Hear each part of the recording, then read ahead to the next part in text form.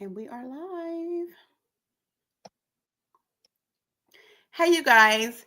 Welcome back to the second season of the Bold and Beautiful Voices. I'm your host, Felicia. And today we have a special guest tuning in out of Pensacola, Florida. Miss Tulisa is in the building. Hey, Tulisa, how Hey, you doing? doing great. How are you this evening? I am doing great. It's Thanksgiving Eve. Is the pots cracking over there? They is crack-a-lacking. I want to pick me up your honey baked ham. What else you So, got going on? I'm gonna make a few little things for us here at the house, but I'm probably gonna go to other folks' house to eat. My family ain't doing much of this year, so we got invited to a friend's house. We'll go over there. Um, but I said I wanted my ham, so I'm making me a ham.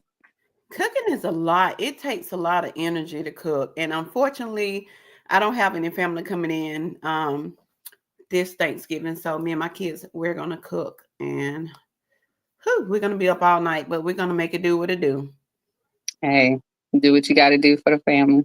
Today was a long day at work. But hey, I made it through. So that's always a great thing. I had a short day. I was only there about 3 hours this morning. And then, but I also worked 12 hours the last 2 days. So Oh, I was goodness. like, I'm going to take the rest of the week off, Well, enjoy the holiday. work is good because some people don't have work. So Yeah, blessed I to have it. I made a post this morning about being thankful for the things that we have because someone out there in the world wish they had the things that we are not, really thankful for. Well, thankful for Yeah, but overlook. we take for granted. Yes, You we do. So before we dive in, let's start with a quick mental health check-in on a scale 1 to 10, 1 being completely drained, 10 being your absolutely best. Where is your state of mind mental right now? I'm probably about a seven, 7.5. A seven and a half. I'm getting to where I need to be. I'm working on it. So I've been taking this necessary steps because I realize you don't get to 10 without taking steps. So Yes, most I'm definitely. taking those now. If you had asked me a month or two ago, it might not have been that. So I'm glad where I'm at. Progress is progress. And it varies from day to day. Some days From we may season have to more. season. And just like I tell people, one thing, if you keep living, you're gonna have different seasons in your life. So just be prepared for it. Hmm. You just gotta don't stop, just keep moving. Yeah. Just keep moving. So you guys, this episode is sponsored by no other than Brown Senior Care. Also, if you haven't already followed us on YouTube, after this viewing, please go over and like our podcast on YouTube. So, Talise, we're gonna loosen up a little bit and we're gonna do some fun icebreaker questions, okay? Mhm. So, if you could wear one color for the rest of your life, what would it be? One color for the rest of my life. Ooh.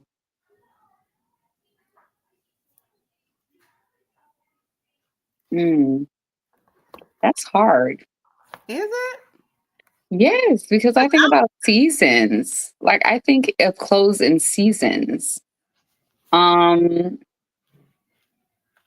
one would want to say black is the easiest thing to say, but I don't want to wear black in summer. It's hot.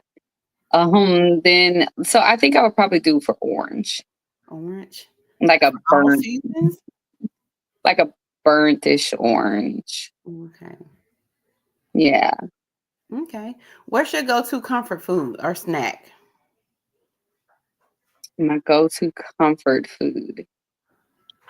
Mm, or snack, gummy worms. Gummy worms. Gummy worms. I just left the grocery store and I couldn't find that. I was in Aldi. They don't sell gummy worms. They only sell Harborough. I'm like, and they okay. I gotta be in the mood for a Harborough. I wanted some gummy worms, like sour Mhm. gummy worms. Okay. If you could swap lives with a celebrity for one day, who would it be and why? Kiki Palmer. She is fire. She is. Did you watch her recent interview?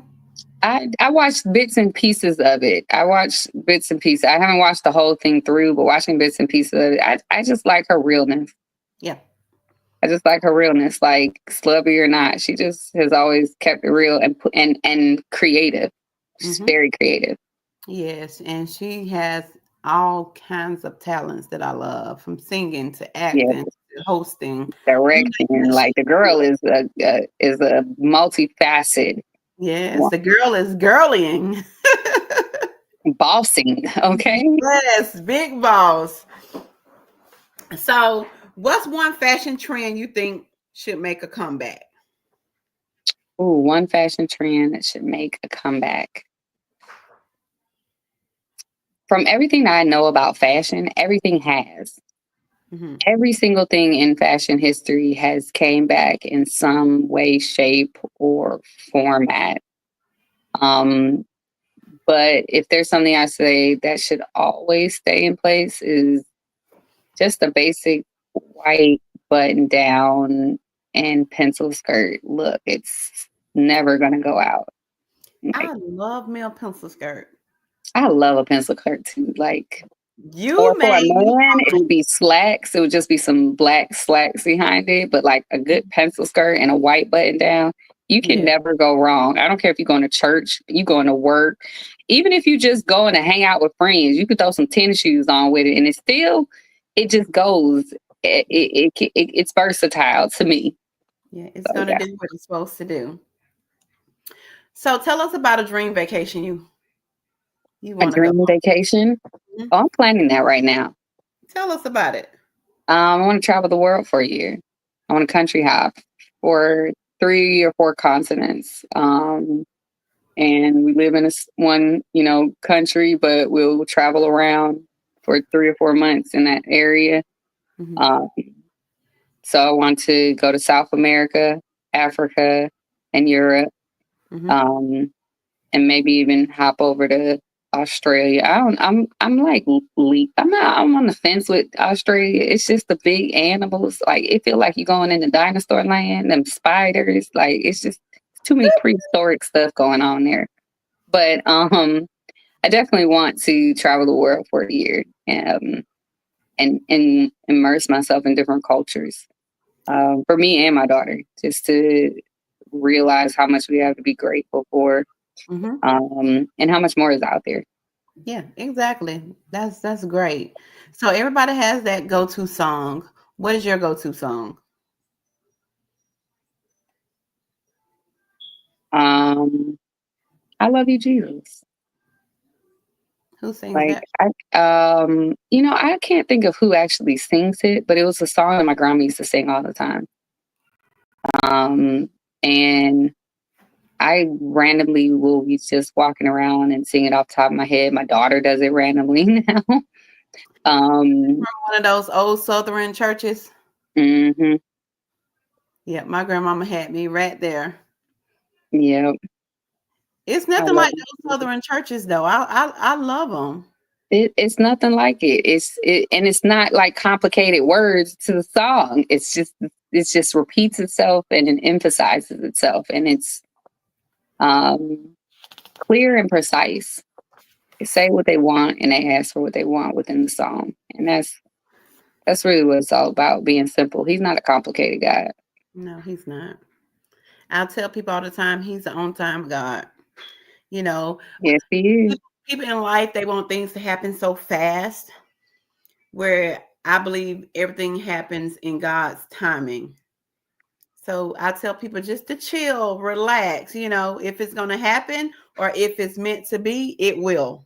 Yeah, You he know, when definitely will.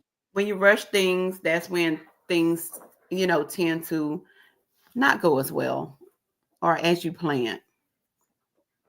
So let's dive into our relationship, Miss Talise. I was sitting here really thinking about. I know we met through Etna. I don't know if Okay. our first engagement was Etna's baby shower. Yeah, it was. It It was. was. I remember that day like the back of my hand. It was chaos, It but was chaos. But we pulled it off and We we tried our best and we pulled it off because she sure walked in like, what's going on what is here? this? This is not what I had. Yes, yes, and we've kicked it out, kicked it off ever since then. And I really appreciate our friendship. You know, we don't see each other often, but I'm always reaching out, checking on you, making sure Yes. you're Same, like, okay.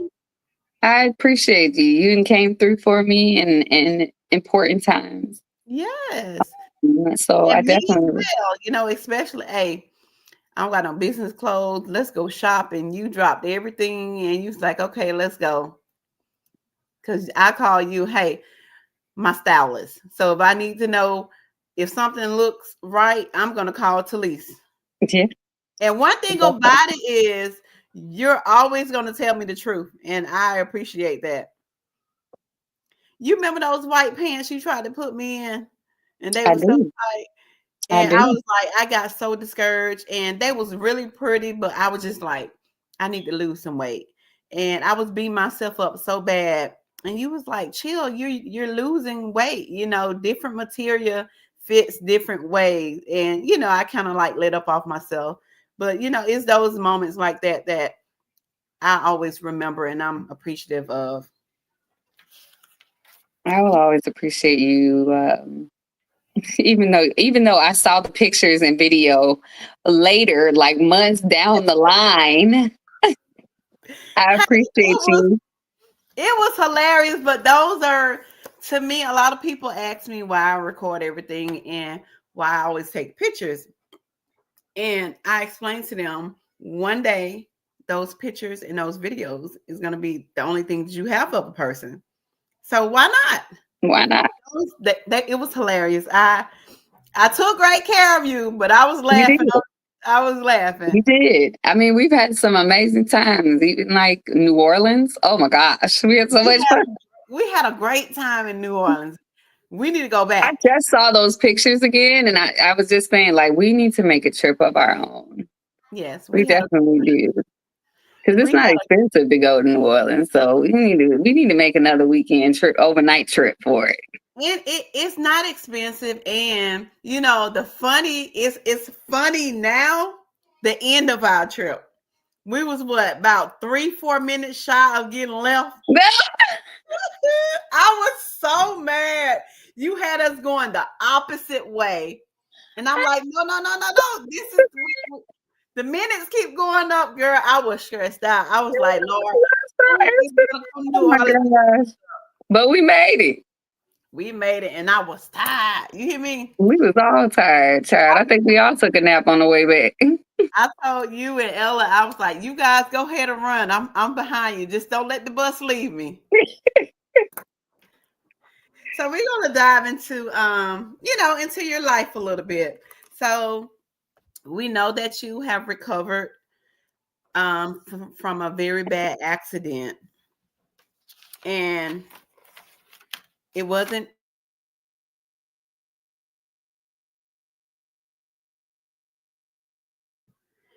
I'm sorry. So you had a really bad car accident. Where did the car accident take place? I don't know. You don't know. That's the honest to God truth. I don't. I don't remember any of it. The Mhm. actual accidents, the first couple of days in the hospital are a complete blur and gone for me. But it was here in Pensacola. I was driving. Um, so this is the interesting part of going or being in a car accident is you never know what happened in a car accident, right? And I had to take accountability for that accident because I was put at fault, even Mhm. though I don't remember any of it. I'm the one that ended up with the ticket, and I hurt people I love in air. Um, and the only thing I can deduct from what happened is that I may have fallen asleep at the wheel without realizing. Like I was exhausted. I was moving. I had like a whole bunch. I was taking care of children that weren't mine due to a circumstance that was out of their control. It was just a lot going on.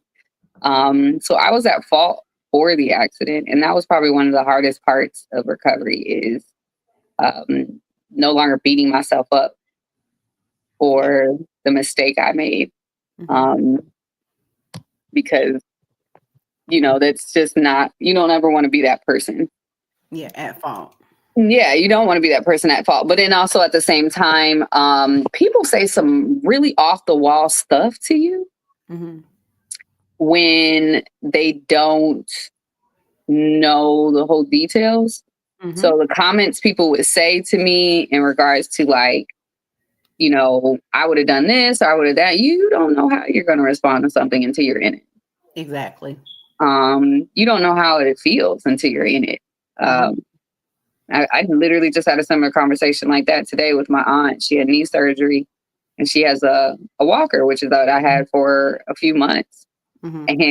And she said, me and her were talking about having to learn how to do things again, like walk, being able to take a bath the right way, things that such. And her friend was there.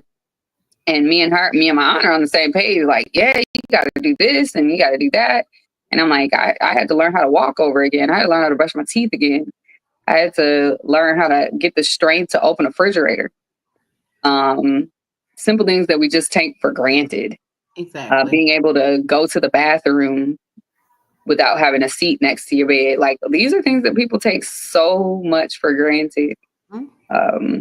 So it definitely was. And as we were sitting there with my aunt and her friend, she was like, I can only imagine because I ain't never been through nothing like that. And I was like, that's all you want to is imagine it. You Yes. don't want to be in it. Yeah. So I'm glad, and God is a great God. All praises to Him that you made it through. I know that you had to go through rehab. How was rehab? Um, the rehab itself, in regards to like the things that I did in rehab and having the ability to be there, was probably one of the greatest parts of my recovery. Because I'm so grateful for the the angels that protect me. I'm so grateful for having the people that are in my lives. So Edna came down, right? Edna came down. She stayed with me for 3 nights in the hospital. And as I was getting discharged, Edna was there. Mm-hmm. And she actually advocated for me to go to rehab Mm-hmm. because they were going to send me home. So at this point, she had already noticed, her being an occupational therapist, is that I couldn't brush my teeth like on my own. Like I was having a difficulty holding things like forks and like I just little stuff like that because I broke my back. So my whole body kind of like had to restart. Mm-hmm. So she advocated for me to go to rehab. Rehab itself helped me a lot in teaching me, like I had the ability to learn how to open, like I said before, like open the refrigerator door, work on opening the stove, having somebody teach me how to bathe myself with my, scars and my brace and all these different things. Like I had to learn how to do these things and maneuver what was my new body. Um, so it was probably one of the best things I could have done. Now, being in rehab is not the best experience. I will say that. Um, I definitely, I definitely went off on the lady because what you're not gonna do is think because I can hear you. These Yeah. old people can't hear you, but Mhm. I can hear you. And this other foot that ain't broken is gonna come for you. Yes. But I definitely feel like, if you have loved ones that are in rehab or in a rehab facility, you definitely need to advocate for them. You definitely need to make sure that you are checking in on them and making sure that they're actually getting what they need. Because I had to advocate for myself in certain moments. Like, hold on now, what you're not gonna do Mm-hmm. is treat me like I can't fight. Like I will fight for what I need. I will, so that's probably one of the biggest things I learned in there in regards to just advocating for myself. That was one of the first places I had to start advocating for myself with my injury. Yeah. Because as you grow in your injury, you realize nobody's going to advocate for you in your healing except for you. Yep.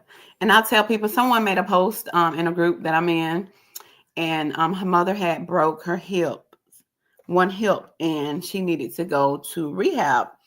and she listed, I think, about 4 rehab centers, and she was like, which one is the best? And so I responded, it's not the places itself, it's the Mhm. people. It is the people. It's the people. Nowadays, people are in um fields just to get a paycheck. They don't have the heart for it. They don't Yeah. have the passion for it. All they know is, hey, I need this check. I need to pay these bills. So I got to do what Mhm. I got to do. And when you give the bare minimum when taking care of someone, it shows. It You know, definitely do. you have complaints. You don't want certain people to take care of you. It all shows. So I tell people all the time, hey, if it's something, if you're in a job and you don't like it, find something else to do. Find another career to do, because don't make people lives miserable because you're there just for a paycheck. Big facts. Like And I love the weekend staff. I mhm, love them. Like I could kick it with her all day. Like yes, I loved her. But the daytime staff, it was stressful. Like they were just ones that stressed me out. The overnight staff, we was good. Like, okay, we're cool. mhm, It was literally certain people. It wasn't everybody, but those certain people will make the whole place look bad. They'll make the whole place look. I love the therapists that helped me. They were very like they really helped because they like my age, shoot, younger than me, because I'm like the youngest person in rehab. Okay, like everybody in was like 60, 70, 80 years old. Um, but there's a couple of people that just ruin the whole thing. And mhm, there, and at the times that I needed somebody to do something for me the most, like it's time for me to get my medication. I just had surgery. yeah, I'm in dire pain. When I need my 4 hour every 4 hours, it's on the dot. It's mhm, not 5 hours. It's not 4.5. It's on the dot. I need it. Or exactly. and pain makes people angry. It does. So Me. Well, thank God you made it through it. You're back at living life, so you're living your best life. You're healthy, and I'm just so proud that you made it out of it. thank you. I appreciate it. It's definitely a, a continuous journey. Yes, and big Continuous shout out to journey. Edna. Hmm? Because I big shout out to Edna, because if you got a true friend on your side, keep her. Most people wouldn't have did the things that she did. Especially with her not here locally. So Yeah. big Drove shout 6 hours. out to her. She drove 6 hours to sleep in the hospital with me for 3, 4 nights. And we know Um, those chairs and those beds I'm not comfortable. at all. But she definitely was my biggest advocate. I mean, there were days where I would call her. I was like, I don't know how to do it. She's like, okay, calm down. Just walking me through it. Mm-hmm. Having somebody that advocates for you. And Yep. even staff after that I met, like I met a therapist named Michael. He was amazing. That came to my house to help me. He was my in-house occupational therapist, Mm-hmm. and he was such an amazing um, encouragement Mm-hmm. um, and delight. Like he was, I mean, he was just so sweet. He was like, "Hey, we're gonna teach you how to do this. Now, what you're not gonna do is try and cook this food like this." Like he really helped me to do the simple things, like, but made it also a good experience. I didn't feel warped by it, Yeah. and that makes a difference. Like having people that look like you helping you, it makes a difference too. Yep. Most definitely. So praise God, that we got through that, and here you are again, able to walk, able to cook, able to scream, cry, whatever it is, and able to do those things on your own. Yeah. So I know fashion is your thing. I call you my fashion queen. So at what age did you start getting into fashion? Mm, I think I was kind of like groomed into it a little bit. And Hmm. then, so as a kid, I always had a lot of clothes and shoes. That was Hmm. just my mom. She was a shopaholic. I can remember being like eighth grade and I had like 80 pair of shoes. And my friend was like, "You always get new shoes." And I'm like, I don't tell you. Like, that was just what I knew. My mom was a shopaholic.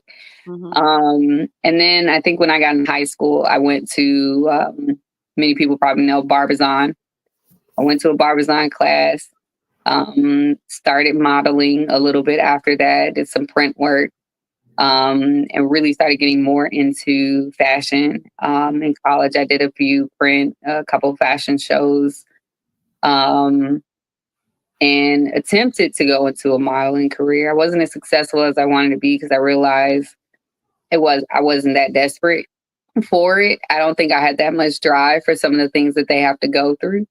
Mm-hmm. However, that didn't stop my passion for clothes. Like, I love fashion. So it carried on for years. I would always be that friend who, helped people pick stuff out, or, told you, like you said before, like told you, like, hey, that's not cute. I don't like that. No, it's not the way. And whether you liked it or not, I was going to tell you my thoughts, whether you wanted to hear it. Yes. Um, but it's to be a hater. It's to be, an advocate for you. Like, I don't want you to go out there and somebody say something crazy to you. I'm gonna tell you what somebody's gonna say crazy to you. Exactly. Before a stranger do. You know what I mean?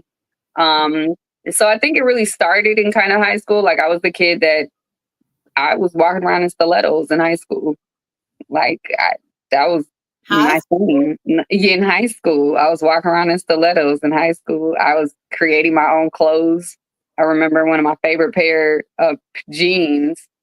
I spilled the thing of bleach on it. I wanted to throw them away. And my mom was like, "No, you are not throwing them away," because they were like barely new. They weren't old. And I was reading through a fashion magazine, Mm-hmm. and you could and I saw this thing about pinstriping them with bleach. And so I made a whole project out of the kitchen floor and made pinstripes, because it was a bleach spot at the bottom of the jeans, and I didn't want to wear them anymore. So I used pinstripes of bleach to kind of mask over it. And I went to school, and everybody was like, "Where'd you get those? Where'd you get those?" And I was like, "I made them." So I think that kind of motivated me some to be more creative with things, to think outside the box. Um, and from there, I never stopped. And back in 2019, I finally, Edna being in my ear, I decided to start my fashion styling business. Did my first fashion show in February of 2020, just before the COVID hit. Did my Which first fashion was show. it here in Pensacola? Hmm? Was it here in Pensacola? It was. It was with Charles. Oh, different I was swag. Different swag. I was in the first of different swag fashion show. Hmm? Yes. I said shout out to different swag. Yes, definitely to a different swag family. I love them. Yes. He gave me my first opportunity. He reached out to me, and I was like, yes. So to do my first show, and I was elated. I had a great reviews from it. Got featured in a couple of magazines. Hmm. So it was a really great experience to have.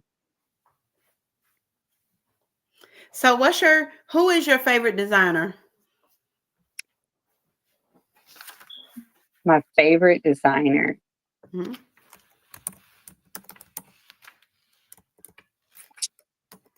Vera Wang. I have always loved Vera Wang. Like, it's simple but elegant. I've always loved Vera Wang. Um, So I know that you have a daughter, mhm. um, Laura. She's a sweet little angel. So with you being into fashion, has that kind of like poured over to her? A little bit. Um, she definitely has a sense. I never wanted to push her, Hmm. or make her feel like she had to be a certain way. So when she did start getting into that place where she, like, is now where she's dressing herself, I started talking to her about things that she wanted, what she wanted to wear. But she goes to PCA, so there's a whole lot of like wiggle room on the things she can wear. Hmm. Um, but I do allow her to create her own style. Um, would I say she's following in my path? No. But Does she have her own style? Yes. And I respect that. If there's one thing I know about fashion is that there's no wrong or right way to do it. It's as long as you're confident in what you're wearing, you can wear polka dots and pinstripes together. As long as you are confident behind it, Exactly. it's going to be a vibe. Mm. So she walks in confidence in what she wears, regardless of how it looks. And that's the part that I think is most important. That's one of the things that I think I learned as a kid too, is I just walked in confidence in the stuff I wore, whether you liked it or not. Exactly. And from there, it doesn't matter, especially at a young age, it doesn't matter what anybody else is saying. As long as you have the confidence behind what you're wearing, um, then you're gonna be stylish. Hmm. I know a lot of parents, a lot of trends are going on these days, and parents like to dress their um, kids to their liking. And I once was one of those parents. I wanted my daughter to wear this and wear that. And she was like, Mom, I don't want to wear all this. I don't want to wear all the bracelets. I don't want to wear the necklaces and the rings and all the bows and stuff. So I had to step back and tell myself, hey, this is her life. I'm there to help guard her through life, but I'm not gonna make her wear all this stuff if she don't want to. So now just kind of like let her do her thing, um, Mhm. because that's what she's confidence in. If she want to put on a t-shirt and some joggers and some sneakers without the ruffles and all the bling out, hey, so be it. It's her. As long as it's clean, I'm okay with it. That's where I'm at. Long as it's clean and you comfortable and you ain't showing too much, we Yeah, good. we good. And these girls, they're growing up so fast, and sometimes she'll come in and she'll be like, "How does look?" And I'm like, "I don't like the way those jeans are fitting. Give them to me. Let me put them over here in this donation pile. We Right. time to go jean shopping, okay?" Yeah. I'm never a fan of making my daughter look older than what she is. Same. I always want her to dress at her age, appropriate age. Nothing more. Nothing more, nothing less. Like I same. She's Laura got long legs, so things fit up top but be too short at the bottom when you some of these dresses. So I've had to like pull back and be like, we're gonna pull that one out the pile Hmm. for the future. You wore it today, but it's not gonna come back. We're not gonna repeat that one. No, we're not. Because definitely worries me with how clothes are made. Like so many things I try and order online, we get it, and it's like, why is this a crop top? Yep. And like my baby's not gonna wear a crop top. Let me tell you, I over the summer I went to Ross and I tried to I needed to buy my daughter some clothes because she outgrew some of her tops. And everything was crop tops. And I'm like, where's the regular clothes? Where can I go find some regular clothes? Because I, as a parent, just refuses to let my daughter walk around with a crop top on. Not gonna happen in And the household. she got one in error, or like I think I don't know how she ended up, but somebody gave her clothes. She got some brand new clothes, and one of the shirts was a crop top tankini, and I was not having it. She was like, "Well, Ma, can I just wear it around the house?" I said, I was like, okay, I'm trying to be balanced. Okay, girl, she put that thing on one day, and I said, I'm not even comfortable with this. But Mom, I'm just in the house. I am not comfortable. Go put a t-shirt on. I'm That's not comfortable. I tell Ladybug the same thing. It's just so funny, I'm so iffy about what she wear because you got all kinds of people here, and so I'd be like, no, no crop tops. We're not doing it, and I that's mean, it's not to knock anybody that chooses to do that. That's your child, whatever you choose to do. But exactly. me and my house, we gonna look like kids as long as possible. And I tell people to each his own. To each his own. So let's talk about a little bit. We're gonna dive into the life of Tulisa. So, what has been your highlight of this week so far? My highlight of this particular week, Yes, this particular week. um, I got over a fear of reaching out to my family.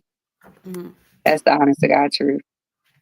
Um, I was nervous about like reaching out to see if my family was doing something for the holiday. Now they're not doing anything because my aunt had surgery, but I was kind of nervous because I don't really converse with them as much as I want to. Mm-hmm. Um, so that was like a big deal for me. That was like a big deal for me. Um, Outside of that, at work, I actually had quite a few different members that I spoke with that kind of felt empowered with their finances going forward. Okay. And we really talked about it. And they made me feel good about um, what they're going to be able to accomplish after our conversation, like how they felt, and that encourages me. Like what I do, I'm a financial counselor on my day job, so Mm-hmm. that those moments when you talk to people and are like, okay, this really confirmed what I wanted to do, or I never looked at it from this perspective, and now I see what you're saying, and you can help people to feel confident about a place where most people are not confident, which is their finances. They Exactly. think they know, but they have really no idea until you start breaking things down and they realize, okay, so I can achieve this. I just have to pull back. So I think that was probably one of the aha moments. I had about 3 or 4 of them in the last 2 days. Literally today, back to back, I had 2 of them. So a lot of people don't want to sacrifice things. Everybody want to live in the moment. They don't want to miss nothing. They want to be on every corner.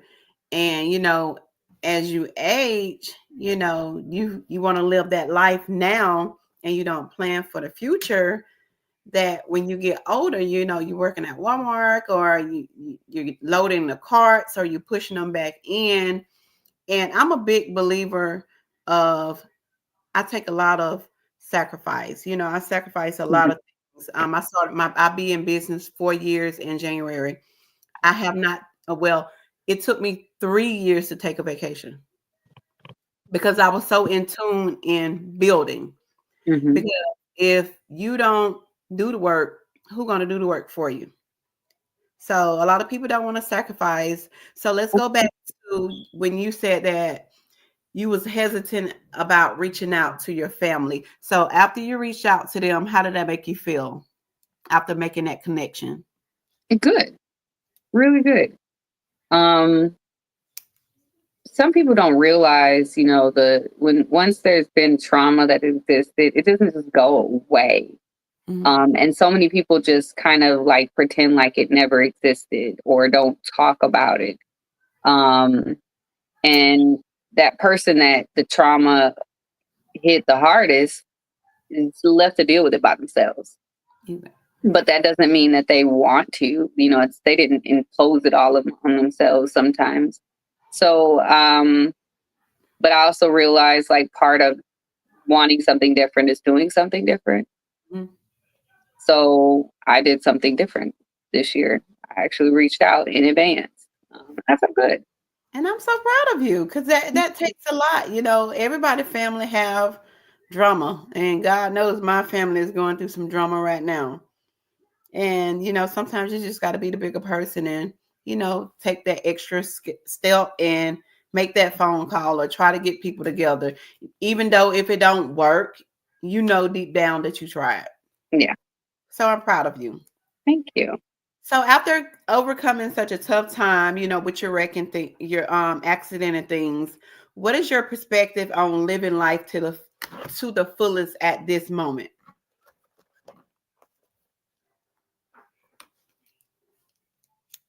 I think that one of the biggest things I learned is um, if you're always pushing it off Mhm. and you never go for it,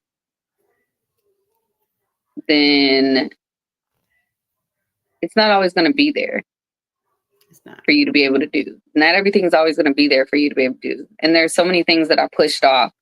I mean, as simple as it might sound, coloring my hair. Okay. Like I had done a couple of highlight locks before, but I never Mhm. like colored my hair. That was Mhm. such a big deal for me. Like I was terrified, like nervous as I'll get up. And you remember I colored my hair like bright orange, like orange red, and stood out for miles for months on end. You could see me coming. Okay. Mhm. Um, took my first cruise, took my first solo vacation. And I did Yeah, all of this within like the first 2 years of my accident. And it was all because that accident helped me to see like life's way too short to always push it off. it is. Create the goal and go for it.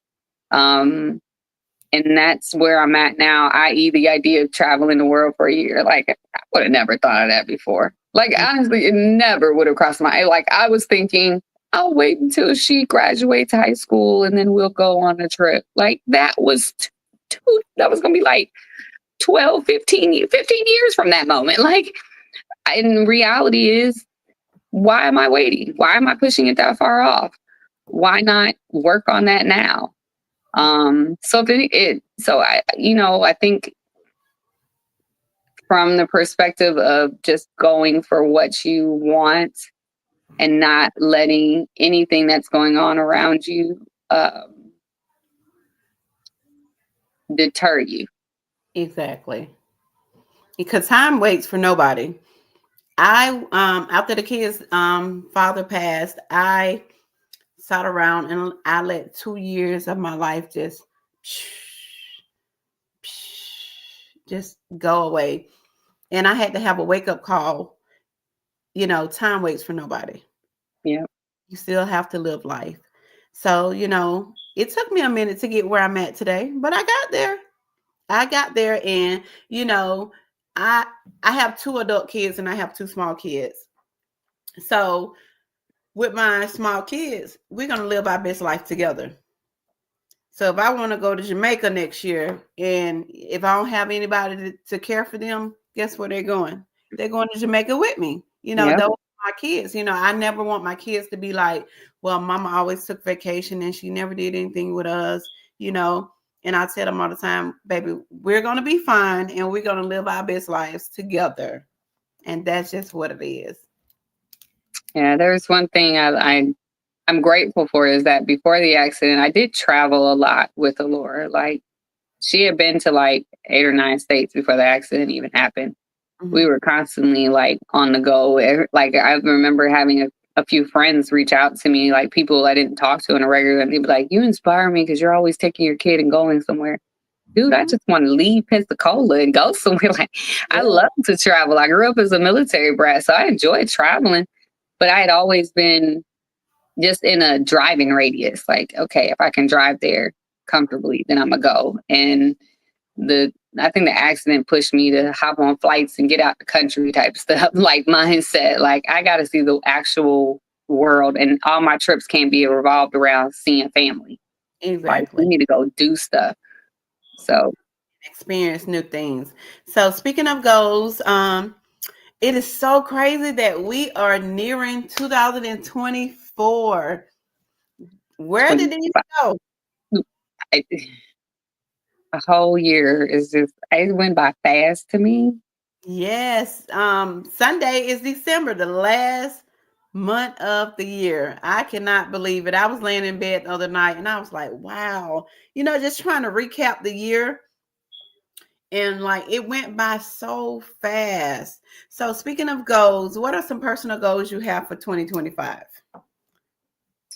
So 2025 goals are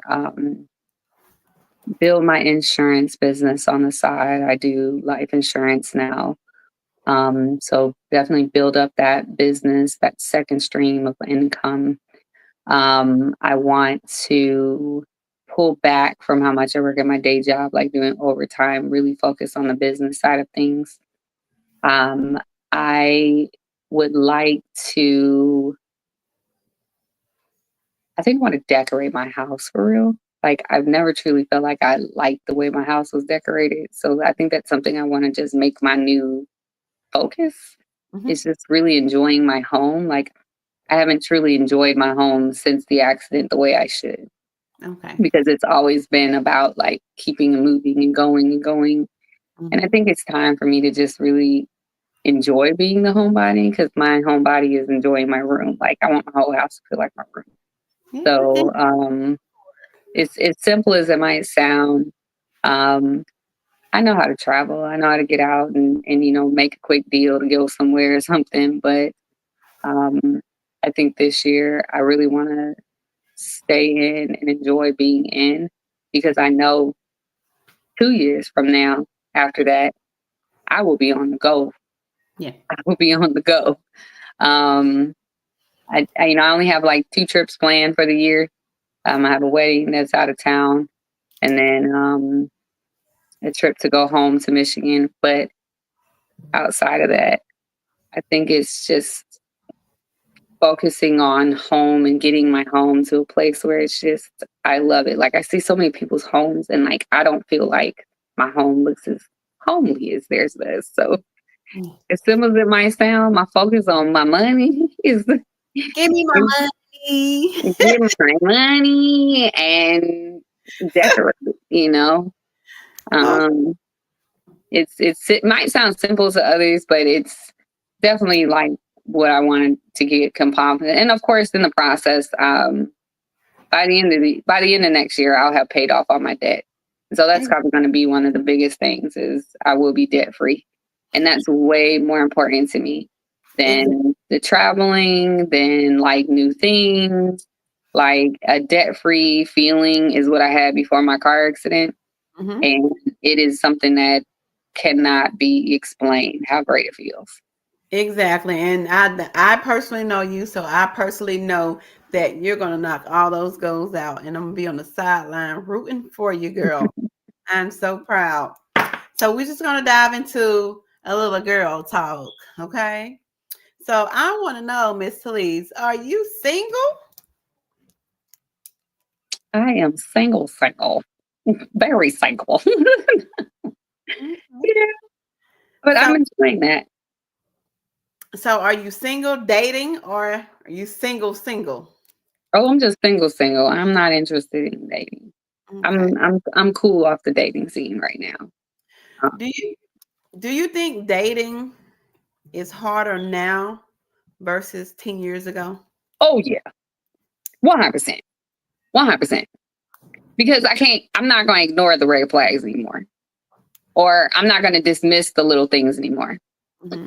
Um, I recently had a situation where I was talking to an individual, and I tried to do that, and when it was all said and done, I was like, "Why did I waste my energy? Like I could have just I just done so much more in my life. Like just even the 15, 20 minutes on the phone with you made me irritated. Like I mean, so when you start getting irritated about small stuff, when you go and look, have a conversation with them, and then you're back in your mind, you're like, you sound really stupid. Why are you talking to me? Why am I still talking to you? Like Hmm. that's not stuff that you want to have rotting across your mind. Like you should feel invigorated when you're talking to somebody. And I know I have that gift of discerning what's good for me and what's not good for me. And I also from the 10 years ago me like to play with fire. She Yes. liked red flags. She thought they were stepping stones. So what were you one of the ones that okay, we've all ignored red flags. So give me a red flag that you knew was a red flag that you just totally ignored.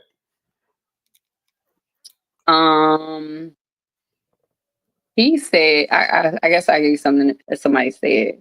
He said child's mother was jealous of him because his kids wanted to talk to him and loved talking to him so much. Said your child's mother can it like that's not ever going to be the case. Your child's mother will never be jealous of you because your kids like you. Your child's mother is probably irritated that she knows you ain't crap Hmm. and your kids haven't learned that yet, but she's not going to break their heart. Yeah. So she takes it out on you. That's understandable to me.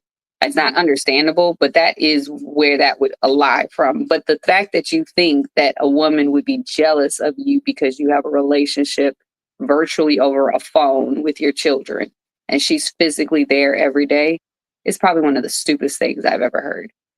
I'm with my kid every day. I know you ain't got the type of relationship I have. It sound good, Hmm. but your relationship is platonic compared to what I have because I'm the one tucking them in the bed. I'm the one that's feeding them every night. I'm the Hmm. one that's dressing them on the daily. I'm the one that they come to when their boo boo hurts. Like, that's not a safe space. A kid should feel have a safe space with you. You are a fun place, Yep. but I am the safety net. Like, So I feel that co-parenting is hard nowadays. I'm glad I'm not going through that. But co-parenting is hard because there's feeling that's still involved. So you have some people that, daddies won't do for the kids because they're mad, and you have mhm. that won't let the kids see the father because she's mad. And in reality, it's all hurting the child, Yeah, you I'm. know. And I'm so glad I don't necessarily have that type of relationship with her father. Like, has it always been perfect? No. If there's one thing I do can say, it's always been a work in progress, and the progress has continuously gotten better. But we 10 years deep in this thing, yeah. so from day one to today, it's definitely better. So many people are stuck in the right now and what they doing right now. It ain't never gonna be different from right now. Have you ever started to achieve to go, to something different? I learned the interesting fact I learned is that once trust has been broken, Hmm. um, it generally takes up to 2 years at minimal consistent behavior for someone to feel as though you can be trustworthy again. So Yes. if anywhere within that 2 years you fail, Hmm. you start it over. So it can be a continuous cycle until somebody shows the consistency and maturity that's needed for it to actually grow and be prosperous. But that's what also is happening in parenting relationships. There's Hmm. a broken level of trust between parents.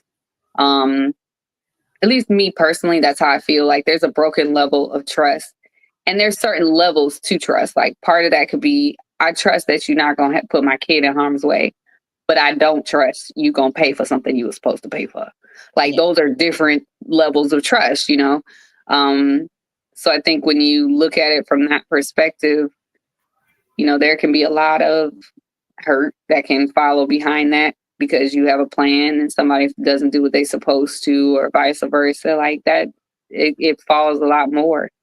But back to the guy in that particular situation, that was just one thing he said that was kind of like off putting to me because I feel like you should never try to use your kids as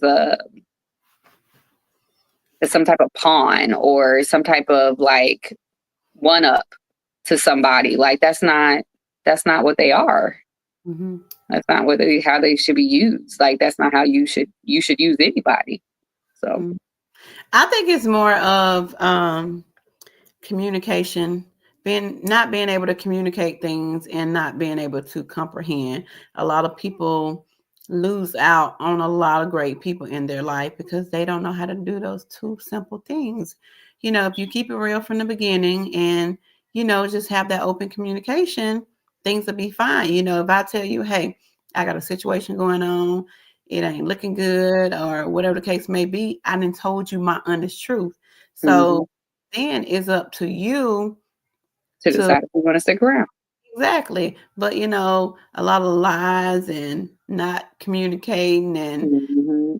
ruins great things, and it's sad, but it's hard out here 2024 dating. Child, why you think I pulled out the game? I pulled out the game. I said, it's all good. If you gonna make me find me, child, Jesus gonna put you in my face because I ain't walking up to you. So do you believe in dating apps? So I can't say I believe in them, but I have been playing around with the Facebook marketplace and I find it quite interesting. How long the Facebook marketplace? I mean, Is not it marketplace. Was it Facebook? I keep calling it the marketplace of men, but that's what I call it in my group chat. how long? So But Facebook it's the Facebook dating. Yeah, the Facebook dating. I've been on there talking to men here and there. I've talked to some guys, and I think it's more of a nostalgia stake for me. Like it's good conversation for a little while, just something to distract me. But nothing has. I've only had one that piqued my interest enough that I was like, oh, I kind of like think he's pretty cool.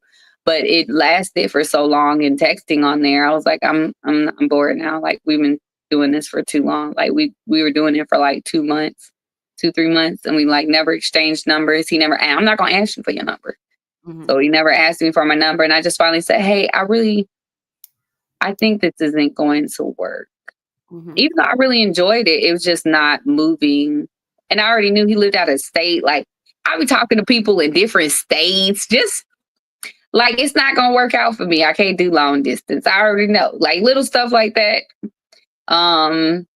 But I enjoyed the conversation. I enjoyed just having somebody to chit chat with. And I don't have to take it serious overnight. And I'm quick to tell them like, no, I'm not interested in exchanging numbers. I can just talk on here for the moment until I'm ready for that space. I think part of me feels like me conversing there helps me to feel like I'm not becoming a complete hermit crab in conversation. Because, the longer you be single, the longer you just don't want nobody. I wouldn't say that for myself. Like, I would say I desire my person and my person only. You get what I'm saying? But sometimes, you'll go without something for so long. And like if you start, entertaining someone, and I think for me personally, I get in my own way because I get irritated and I just be like, oh, like, and I'll ghost. You're a ghoster. I'll ghost. Like, I don't know. And that's something that I need to work on myself. Like this year, I had a family member ask me, well, do you still like men? And I was like, what make you think that I don't like men just because I don't have anybody? And I was so offended, and I'm not going to Thanksgiving dinner. I'm staying home because I don't need to be at the table sitting and having family dinner and you pressuring me and you giving me all these thousand questions on why I'm not in a relationship yet. I'll get in the relationship when it's the right time. I remember when I was younger, when I showed up with the Lord I can't remember what was going on, but I showed up with the Lord for the first time. That was when she was a baby, probably less than 6 months old.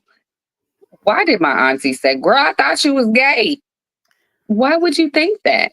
Well, you never brought no boyfriend home. Why would I ever bring one to y'all house? Oh, That's what I thought of my head. But like they really did. They were like, well, maybe she just one of them undercover ones. yes. Because I never brought nobody home. I'm sorry, I'm not out here hoeing around. Y'all want me to bring somebody? Like I'm not. All my boy cousins brought a different girl every holiday. I mean, we would get different girls on Thanksgiving and Christmas. How do you do that? You'd be like, That's not the same. I'ma just hush my mouth. I ain't even gonna say nothing. Hi, honey. Hi, nice to meet you. And keep on moving. that's funny. I tell people the right time will come around. Don't rush anything. And most definitely don't be engaging with someone that don't communicate and that don't value your time. Yeah. You may feel like this right now, but who to say within the next couple of months, you may have a change of mind. I'm pretty cool with it. I think I'm happy with it for now. Like I'm so focused on what I'm trying to get done. It's the last thing on my mind. Like I said, I might hop on that dating thing and talk to somebody, chit chat with somebody for a week or two, but I don't move far because I just know I have so many other things that I'm trying to accomplish right now. I don't need no distractions. So And how huh? often do you be on that dating app? I want I go on there like maybe once or twice a week, maybe to reply to stuff. When I have free time, like on a Saturday evening, I'm just sitting at the house. Laura's gone. I'm bored. I guess I go here and talk to people. I don't got nothing else to do. Let me just go chat with Yeah, somebody. like it literally. I don't really try to focus on it too much. Because like I said, I'm not trying to distract myself completely. But it also, to be quite honest, it feels a little good, just to have people like, hey, beautiful, hey, you're cute too. But am I expected for it to go far? Not No. necessarily. No, I'm not. And And I'm I'm, not and I'm not confusing people to say it is. yeah. I'm clear about, hey, I'm just out here chilling, meeting new people outside the grocery store because that's about as far as I go. so so my last question to you. How important is having multiple streams of income living in this new era? In the time that we're in right now is probably one of the most vital things that you can attempt to do. Unfortunately, we do not live in our grandparents, and I literally mean our parents and grandparents' era, which was go get a job, a good job. That job's going to pay you a salary. You can do a 401k, and that's going to cover you when you retire. Mhm. And then once you add your Social Security, then you're going to be straight. We do not live in that economy. And we will not go back to that economy at the rate that we're going. Social Security is going to be gone within the next 25 to 30 years. Um, 401ks are not what they were once were. Um, so you have to create your own backup plan. You literally have to create your own backup plan. But how can you do that without other sources of income? Mhm. That's number one. Um, Number two, so many people are working jobs and they are depressed within what they are doing because it's not what they like. So when you start working at a second stream of income, you are looking at how can I develop myself in enjoying what I'm working on. Mhm. Because most people who start to a second stream of income, and I mean stream, not like just a part-time job because I needed to pay my bills, but I'm talking about a second stream of income that's profitable behind you. When you start working at something that you enjoy, then your mindset changes.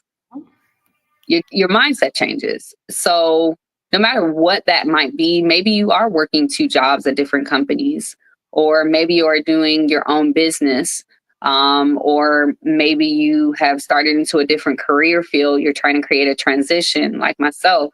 Either it doesn't matter how it goes. The biggest thing is a second string of income is your backup to your backup. It's going to help you to create your future. That's money that you can start investing into yourself, investing into your future, but also helping you to manage the day to day right now because a 9 to 5 ain't holding everybody down anymore. It's not. Like 85% of Americans don't even have $1,000 saved. Mhm. So if you don't have that saved up, then how do you expect to retire? Yep. And if you've been working a job for 20, 15, 17, 30 years, and you barely have that amount on a day to day saved, what makes you think your retirement income is going to hold you down? Mhm. What makes you think Social Security is going to hold you down? There Mhm. are so many people right now, and I mean literally right now, elderly, that are going back to work in their 70s, in their 80s. And I talk to them on a regular because when this whole collapse was starting, they just trusted that their 401k was going to do what it was supposed to do. They just trusted that they were going to get Social Security at a certain amount. Social Security covers jack nothing. Okay. Like it's bare minimal income. 401ks aren't what they used to be. And with the economy that we live in, so you really don't have a choice but to create a second stream to back your own self up. Mhm.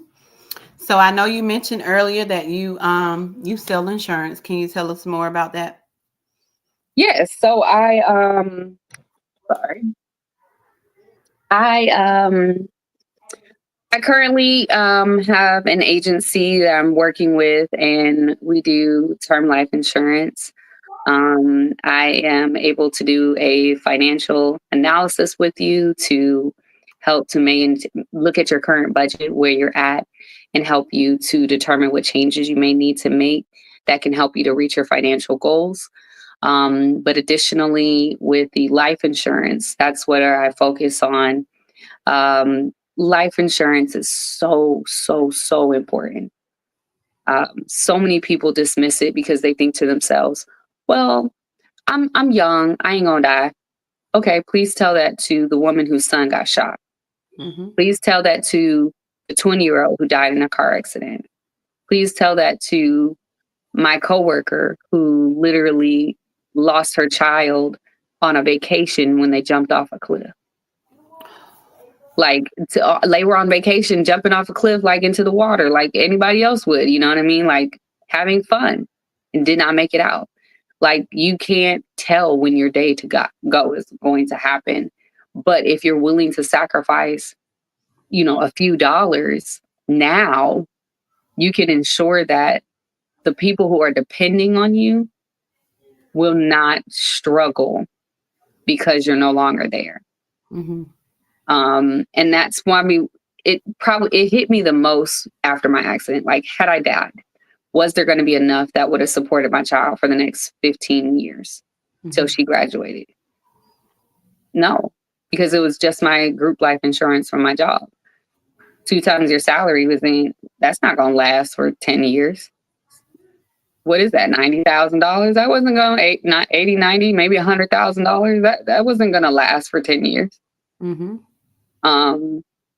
So when I think about what is most vital for my daughter to be able to continue to go to the school that she goes to, she goes to a private school.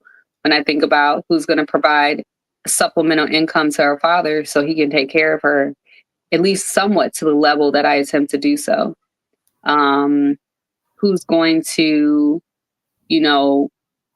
ensure that she has, who's going to ensure that she has some type of money set up in her actual future to hold her over when if she chooses to go to college. All those things I had never thought about. And then on the vice versa side of that, having watched coworkers bury their 7-year-old, bury their 3-month-old, a 2-year-old, coworkers I've seen have to go through this and realize, like, you have to have life insurance so that if that happens, I can take off and grieve. That's what life insurance does. It gives you a space to do so much if you have to go through that terrible experience. We can't control that it's going to happen. We know it's going to happen. But do you really want to be the person that has to do a GoFundMe? No. To have to wait 2, 3, 4 weeks to bury your loved one because you didn't have enough, or better yet, the conversations I have on a regular with people, which is, I had to take out this loan to bury my parent or to bury so-and-so to help my family bury so-and-so. I charged it to my credit card. And now a year, 2 years, 3 years down the line, I'm still struggling from that burial. This person is dead and gone. And I'm still paying for the debt to bury them. That's a lot to burden. How do you get to do the closure if you're still paying for the debt? Exactly. So what do you suggest for someone that really don't have the funds to invest in so much insurance? What is the bare minimum that a person that's really not financial stable, as far as like when it comes to insurance? I mean, you have to understand that policies can start as little as $20 to $30. Excuse me. It just depends on how much it's going to be for. You need to have anywhere from 10, 15, 20,000 to cover a burial, because the cost of a burial, like if you want to be buried in a casket, that's easily $15,000. A cremation, about 10. And it can increase from there depending upon what your family attempts to choose or what you choose for those things. So being realistic to at least have enough for that burial, it doesn't have to be a drastic amount. What is $20 or $30? If you have Netflix, and Hulu, you can afford life insurance. Most Like, definitely. are those things more important than creating a burden for your family's future? You know, you just have to choose what's really a priority. What's $20 or $30? That's one meal eating out these days. I mean, me and my daughter go to Chick-fil-A and that's $29 easily, just the two of us. Mm-hmm. Because I got to get me a shake when I go. So it's easily $25 to $30 every time we go, and it's just two meals. Mm-hmm. So when you start comparing, even if it's upwards of $50, well, that's two or three eat out meals for the month. Are you willing to sacrifice two or three eat out meals to ensure that your spouse or your parents or your child can make sure that not only you're buried, but they do it in the way that they want it to be done, Mm-hmm. that they have some money left over to be able to take care of your affairs. Because Mm-hmm. it's not like it just ends. If somebody's, especially if somebody's depending on your income, if you're the breadwinner of the household, you want to make sure you have insurance, life insurance, because who's going to pay the rent next month? Mm-hmm. That landlord does not care. You died on the 15th, they still looking for the rent on the 1st. Yes, they are. And there are some sliming up people out there who will put your family out by the 5th because the rent wasn't paid, dead or not. Mm-hmm. Sure is. Um, so all these things make a difference. I encourage people to reach out to me and at least have the conversation, at least see what the real numbers are. Most people that I talk to haven't even sat down with somebody. They just immediately dismiss it like, oh, that's just another bill. Yeah. What if I can show you how? I can Mm-hmm. show you how within that budget you can manage it. Or more importantly, what if I can show you what this is really can make a difference in your family's future for? It's not about a sale for me. It's truly about caring about people because I talk to people in financial hardship on a day-to-day basis in what I do in my regular job. Mm-hmm. And this is one of the biggest things that comes up. So and so died. I had to take off of work because they died. So I'm getting less income. Then I Mm-hmm. had to dish out money to pay for that expense. So now I can't take care of my expenses because I had to go take care of theirs. Mm-hmm. Um, and that doesn't include all the extras that comes along with, you know, people don't realize the burial cost you, the church cost you, the police escort cost you, the like all of these are extra amounts Mm-hmm. that keep adding to that process. Um, and you just never know what you never know what the outflow or the collateral effect of that Mm-hmm. may be. So truly encourage people to have that conversation. You're welcome to reach out to me. You can schedule a time to just go over the options that are available, give you numbers so you can really truly see if you need a financial analysis to help look at where your current budget is and see how we can help you to get ideas to manage the budget so that you can see where it's affordable. But not just that. Financial analysis is just good to have. You never know where you can make those changes to just overall manage your everyday budget and relieve some stress off yourself. Sometimes we just don't know until we talk to somebody else. Mm-hmm. So, how can someone get in contact with you to be able to schedule an appointment? They can reach out to me on Facebook, Ma'am T Walker, Ma'am with apostrophe MA apostrophe AM T Walker. Additionally, you are welcome to reach out to me via email. I'm using my business Tulisa Tax, Tulisa.stocks at gmail.com. So you're welcome to Can you reach spell out that to out me for there. them? TULISE.STOCKS at gmail.com. But you can definitely reach out to me via Facebook, and or reach out to Felicia and she'll reach out to me and let me know, um, so that we can meet up, have that conversation and see what we can do for you from there. Like, I really think if a lot more of our community is willing to have this conversation, have our kids, as soon as they turn 18, open up their own policy. They can get policies at 16. Like, you got a kid that's got a job, get them straight into getting a policy when they can really get it cheap, like Yes. super cheap the younger you are.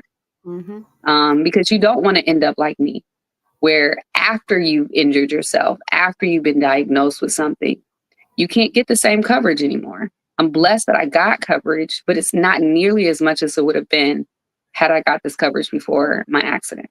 Mm-hmm. So Yep. the younger you can get started in getting your children their own policy, or you getting a policy with your child, it's very cheap to add your child to your policy. And the same price for all of them, actually. If you add one, you can add them all for the same amount. So yeah, reach out to me. I would love to be able to help anybody who's interested.